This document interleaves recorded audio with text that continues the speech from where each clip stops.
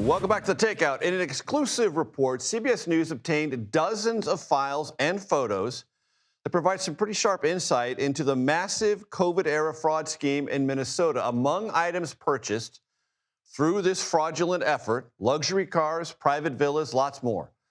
CBS Minnesota investigative reporter Jonah Kaplan joins me now from WCCO in Minnesota for more on his reporting. Jonah, take it away.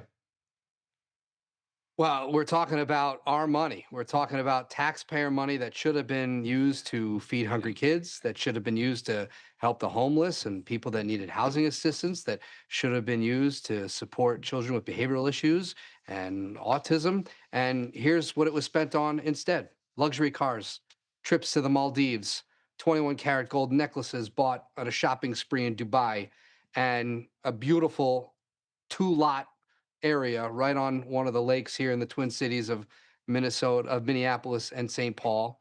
And this is just one of the case files that we were able to obtain. So we're talking about a case that continues to grow. 87 people charged thus far, 61 convicted and counting. And investigators tell us we are not even at the end of the beginning of this investigation. And Jonah, how'd you get the case file? We asked for it. It's also about, of course, building relationships, because this was a lot of exhibits that maybe were presented during the trial. These were cases that were first introduced in 2022, but in the way that it was described by investigators, it was kind of like an iceberg. You see a little bit of what's above, right, above the water, but then typically an iceberg is so much larger below the surface and what you can't see. And that's true, that frauds kind of give birth to other frauds. And this is something that not only has materialized, but metastasized. And this is something that we've been talking with investigators a lot, especially over the last few weeks and months, and especially since President Trump brought this back into the national spotlight. Again, these were first indictments were brought down in 2022, but we've had recent indictments even from a few weeks ago. So again, we continue to see more of this investigation, and we continue to reveal more of what's been done with this federal taxpayer money. Jonah, as you know, as President Trump has talked about it, he's mentioned terrorism in Somalia and this fraud scheme. What do we know? Well, this is an important discussion and nuance, because in the investigation so far, I've talked with several federal investigators and state investigators. There is no evidence of a direct payment between any one of these suspects charged, any one of these perpetrators.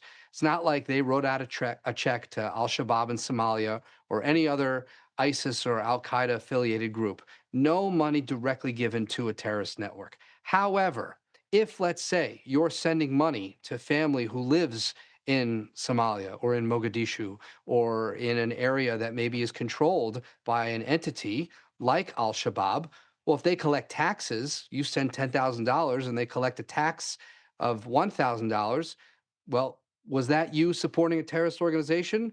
Not really, but that money still wound up in their hands. And so that's the kind of question that remains unanswered for investigators. And we also know from some of these new documents that we've obtained, there's more than $1 million, at least in this one case file, that were wire transferred to China. And that was not the final destination.